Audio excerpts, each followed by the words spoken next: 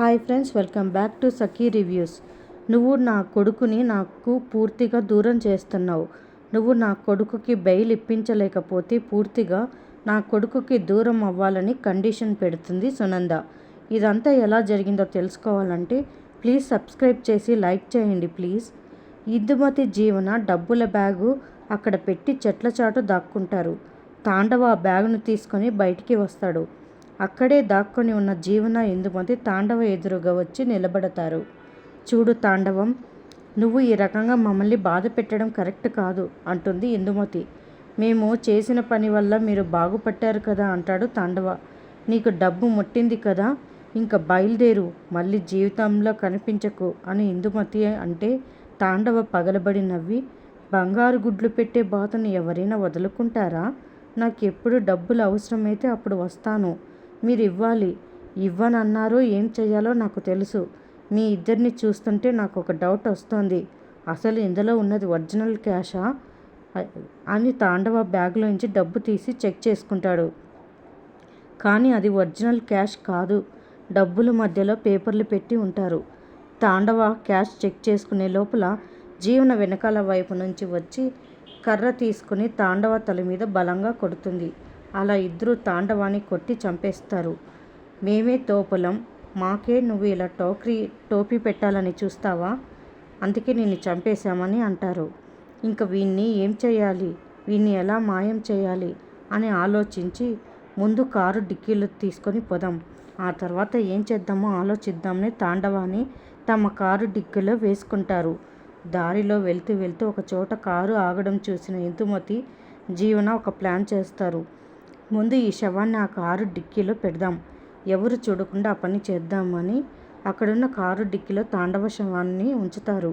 వెంటనే తమ కారులో వచ్చి కూర్చొని అసలు ఈ కారు ఎవరిదో చూద్దామని అక్కడే ఉంటారు. సీను పని చూసుకొని కారు దగ్గరికి వస్తాడు. సీనుని చూసి ఒక్కసారిగా షాక్ అవుతారు ఇందుమతి జీవన. ఇది సీను తెచ్చిన కారా? తన గ్యారేజ్లో ఉన్న ఇది కస్టమర్దై ఉంటుంది.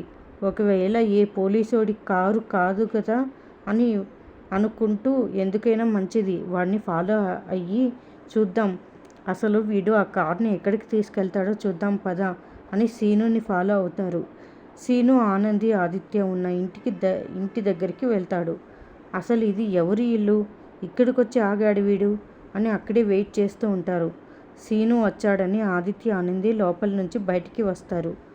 ఆదిత్య ఆనందిని చూసి జీవన ఇందుమతి ఒక్కసారిగా షాక్ అవుతారు. ఇది ఆనంది ఆదిత్య ఇల్లా? ఆ కారు ఆదిత్యదా? ఇప్పుడు ఏం చేద్దాం జీవన అని అనుకుంటారు. ఒక ప్లాన్ చేద్దాం, వీళ్ళని ఆ కేసులో ఇరికిద్దాం.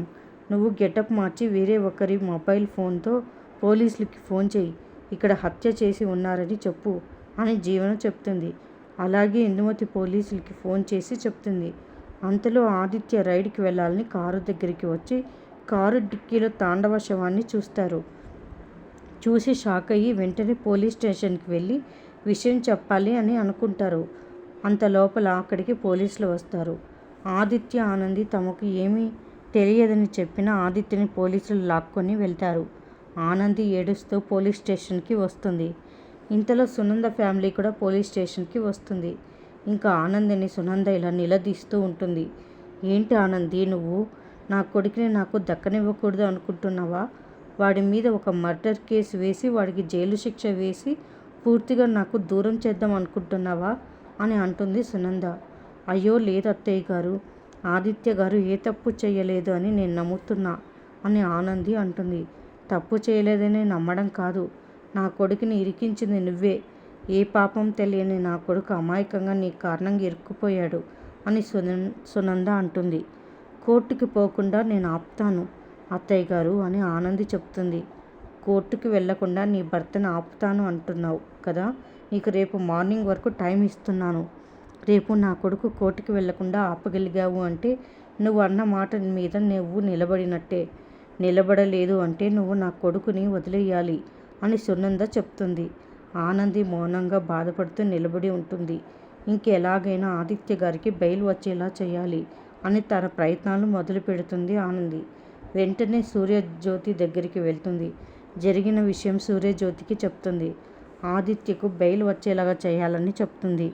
మరిన్ని అప్డేట్స్ కోసం ప్లీజ్ సబ్స్క్రైబ్ చేయండి. Thanks for watching.